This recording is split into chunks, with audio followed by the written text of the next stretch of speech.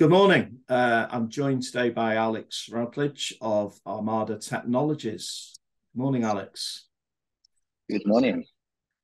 First of all, could you explain a little bit about what Armada do and for how long you've been doing it? Yeah, so Armada Technologies are an energy efficiency technology provider. We work in the maritime space. Our mission, as it were, is to support the decarbonisation of shipping. The technology that we work on is a concept called air lubrication that's actually been around for quite a number of decades. It was the right solution to the wrong problem. So originally it was a technology that we used to blanket engine room noise signatures from subsurface sonar detection.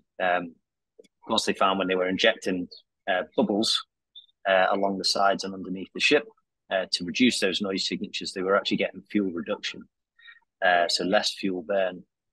So fast forward a number of decades, and now it's being deployed as an energy efficiency technology to reduce the fuel intensity and carbon amount output from shipping. Shipping generally accounts for an awful lot of carbon emission. I mean, comparatively, it emits about the same as Germany. So that sort of gives some perspective. Armada's been around for a number of years.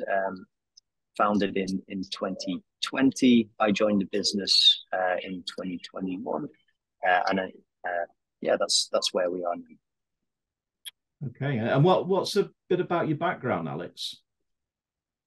Yeah, so I'm a naval architect by academics. I studied at Newcastle University, which is one of the leading maritime tech unis, and great city to have lived in. I left there. I spent some time over the summers in different shipyards. So, for instance, Camel Aids down in the northwest there as part of the Aircraft Carrier Alliance projects. And I went on to work for Shell as a naval architect. Did some time in Shell operating Nakilat, so the Qatari gas fleet. So Shell were a manager for those ships. I did that for a couple of years, and then I came back into Shell back into the design and engineering department as a naval architect, and after that as a project engineer working in the regasification space. Wow, absolutely fascinating. When you think of business, is there a specific business owner you think of who you think about when you think about success? Who would that be? Yeah, I guess the term business owner is sort of loose nowadays. The person immediately comes to mind is a lady called Daniella Fernandes. She's not so much a business owner, but she is a sort of an award-winning social entrepreneur. So she's founded something called the Sustainable Ocean Alliance. Really, the whole thing around this is it's trying to develop entrepreneurial mindsets, but also develop ocean innovation technologies to try and help support the ocean health in a number of different categories. One of which is maritime transport. I think one of the reasons I think she's a really good person, doing incredible work in the space, is she really focuses on youth empowerment. So there's a lot of different sort of hackathons and things that go on globally. I attended one last year in Lisbon, which was a UN Youth and Innovation Conference, and just to see the actual ideation that comes out of people young, from 16 all the way through to sort of early 30s. It's quite impressive when you take off the confines of working within a business and just enable people with some really good ideas to get together. And yeah, I think she's doing fantastic work, and look forward to see some of these technologies and initiatives roll out in the coming few years. That's fantastic. So it's someone I've not heard of. So you've given me something to research there, certainly. You started the business in I'm going to say in the middle of COVID, didn't you? So what sort of challenges did that give you, and what were his key business changes really around that time? Yeah, I'm going to be honest. I don't think we had a lot of changes that were necessary. We were at the time. I was studying down in Oxford. My partner or my co-founder was over in Ireland. we've always operated as a remote business. As we developed further, we built a partnership with a company called EcoClaw that does ballast water treatment systems, which is another sort of fairly established technology within the shipping industry. But again, they're a company based over in the US. They've got a fantastic engineering team, which is globally distributed. Set of regional business development managers, again, globally distributed. So we learned quite quickly to be, remote in work. So obviously the impact of COVID wasn't easy from a personal level, but from a business impact perspective, it wasn't something that massively disrupted us. So not a huge amount of changes to the actual way in which we operate the business. Okay, thank you. And what would you say have been some of your biggest learnings since you've been a business owner? Yeah.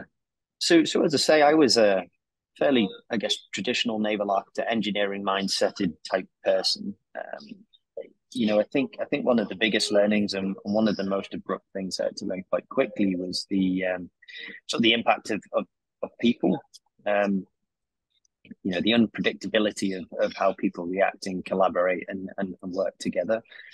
Having communication and solid working relationships are the absolute, bedrock of actually doing anything. We really have to build these things up before you can actually be able to move forward as a business. In the very early days, we had interesting challenges when it came to people involved in the business, and because you're such a small team of people, if there's a disjoint between different members of the team, it can have a disproportionate impact on your ability to make quick and rapid decision making, which is fairly crucial for a company, particularly at that time when we're a true startup at that time. I think the other thing, on the people element is, my co-founder, for instance, is in his 60s. His career he's got a very, successful career. He's held positions, exec level positions in a multitude of different shipping companies. Comparatively, I'm very early on in my, hopefully in the grand scheme of things, early on in my career. And we've just had completely different life experience, which is good from a diverse perspective point of view. But I think you've really got to understand that people have different drivers and motivations, and your ability to appreciate that when you're having a disagreement is crucial, and really to ignore them is really at your own peril. Yeah. I think that's crucially important. I think the other thing is, you've really got to make time for face-to-face time. It's not just about business. We always try and do the social things as a team.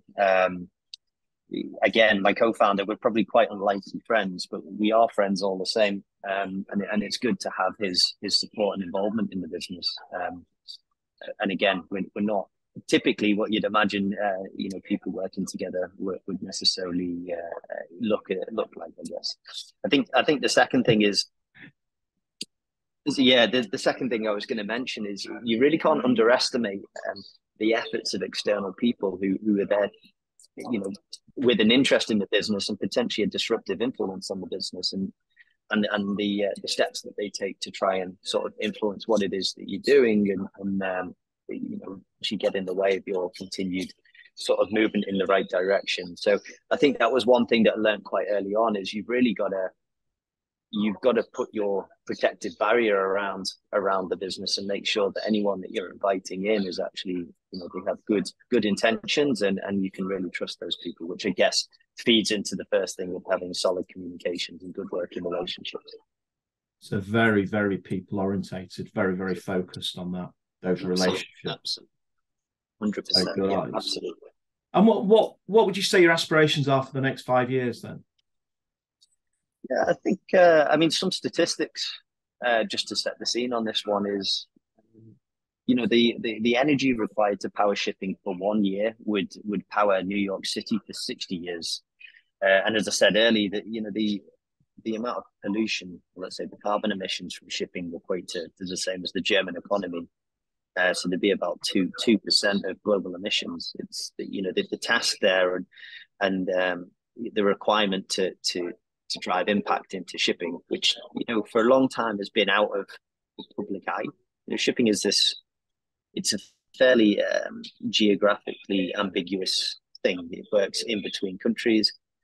Whilst you have flag states, it's done from a international maritime organization level. So it's within the UN. So there's a huge objective there to try and drive energy efficiency into shipping. So our core objective is really scale. We think the technology is good. We think that what we've done is there's a lot of potential with technology that we're looking to deploy. We're getting a lot of good feedback, but fitness on one ship is not going to change the needle on maritime decarbonisation, which is ultimately our the bedrock of what everything sits on is that mission, which is to have a large disproportionate impact on the emissions from shipping. So where we want to be, we really need to move our technology from from novel to normal. We want to be seen as standard supply equipment on all new builds, particularly. But secondary to that, to have a big uptake in the retrofit market. This is a tech that can be retrofitted whilst in service, or done at new build stages. So scale is really key for this. So we're looking in the thousands of ship installations, not in the tens or the hundreds. So when you say retrofitted, how fast would that be? How quickly can you retrofit the system? Yeah, so a ship will under what they call interdocking intervals. So ships generally have annual inspections, which are fairly high level, but then they have to come into dry dock every 5 years. Most shipping categories have to come into dry dock every 5 years. During that scheduled dry docking, they can be in dock anywhere from sort of 7-9 to sort of 21 days and more. Working with a number of UK and sort of international shipping shipyards, we believe that we'll be able to retrofit our technology within a standard dry dock window. The technology itself is fairly easy to install. It's quite modular in its approach, so we can install it and have the ship ready without disrupting its standard dry docking schedule. Okay, very good. And where's your status with employing people currently? How many are currently in the team? Yeah, so Armada is quite early on. We needed to think about our growth. We were to successfully prove the technology, both in an experimental context, but also through pilot demonstrations. There's no way you can scale a business quick enough to potentially meet the demand that we think is going to be there. And I say that because there's a huge regulatory tailwind for this sort of technology at the moment, but also the fiscal pressures of excessive fuel expenditure is also a key driver to drive energy efficiency into shipping operations. It's the kind of thing that drops directly to the bottom line, and when margins in shipping are generally, they can be paper thin. So we think there's a big drive there and potentially a big demand. In terms of the team that we have here, there's a team of 5 people that they range from, general C-suite, so CEO, CFO, COO, and we also have contracted resources in for engineering, so marine engineering.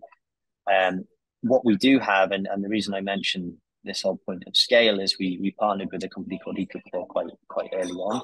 They have a fantastic engineering team. So there's a pod of engineering resourcing that we work alongside ecopreneurs with quite a large engineering team over there to support with mechanical engineering, electrical instrumentation control, and a lot of the additional sort of engineering resources that enable us to basically build and deploy the technology. So you found a good pool of engineering expertise then? Yeah, absolutely. I mean, our core sort of differentiator is we don't use air compressors to inject air beneath the ship. What we do is we take compressors out of the loop for various reasons, and we've moved to a Venturi-based system. Venturi it's really not a particularly novel piece of equipment. It's just a different form of what you'd see in a domestic fish tank even. but one of the guys that we work with over at ecopreneurs had 30 years plus in Venturi design. So what this guy doesn't know about Venturi design is not worth knowing. So again, there's a lot of symbiosis between those two organizations, to make sure that we have what Armada is creating and the IP that Armada is generating is good for performance of the technology as a whole. And would you say, as you develop the business, that alliances with companies like ecopreneurs are vital to that, in order to? Yeah. Again, if you want to scale this technology, we think sort of trying to do everything in house and resourcing in house is not the way to go. We've been very careful with, and actually spent a lot of time and resource in nurturing relationships. So academic wise, we work with Newcastle Uni quite early on, but similarly, Liverpool John Moores are a fantastic partner within Armada consortia. We also work with a German company, Friendship Systems, that does a lot of the computational fluid dynamics, system integrators over in Greece. These relationships are not one-time relationship. We want to have these as long-term nurtured relationships who will grow obviously in step with Armada as we scale up. Fascinating. And this is a very, very much a British-led innovation at the moment, or? Yeah, that's right. So we're actually registered and headquartered in Birkenhead. Our critical mass is actually in London. But as I said, we've got sort of resources and people working for or with Armada on a sort of global scale. Thank you, Alex. Thank you. Final question really is, do you have any advice for your 18-year-old self? You're a lot nearer to that than I am, so I'm interested to see what you. Yeah, I think that was probably half my life ago. I think probably in the last few years I've aged disproportionately, but that's all part of the initiative. I think, to be honest, I think my advice would be listen to my dad, which it pains me to say, to be honest, but the rationale behind that is, at 18 years old, I was just starting my university career. I was actually doing animal science. My dream was to be a vet. It became very evident very early on that was probably not the right trajectory for what I wanted to do. And I moved into marine technology, mainly because my dad was a marine engineer, and his advice was go into something that's going to provide you some employment after your degree, which I duly ignored. But I probably should have listened to him, because it ended up that I had to go to night school to do maths and physics, and then I had to go through a foundation year in engineering to get to the starting line of a 4-year master's degree in naval architecture. So it would have taken me a lot less time, and certainly the student debt would have been a little bit more appetizing. But then again, my dad, he's an interesting guy, but he's also a keen believer in fate. He always talks about, if it's meant to be, it's meant to be. And these are one of the things that he mentions is, if that timeline hadn't worked out the way it would, then potentially, Roger and I wouldn't have, been in contact, and I wouldn't have met my CFO through the MBA I did up at Oxford. So I do believe things happen for a reason. So whilst I'd tell myself, listen to what he has to say, I probably wouldn't change anything. And that probably goes for a lot of things he told me to do. Yeah, you wouldn't believe how common that answer is to a lot of people I speak to, including myself. Alex, thank you for your insight today on Armada. It's been absolutely fascinating. So thanks very much.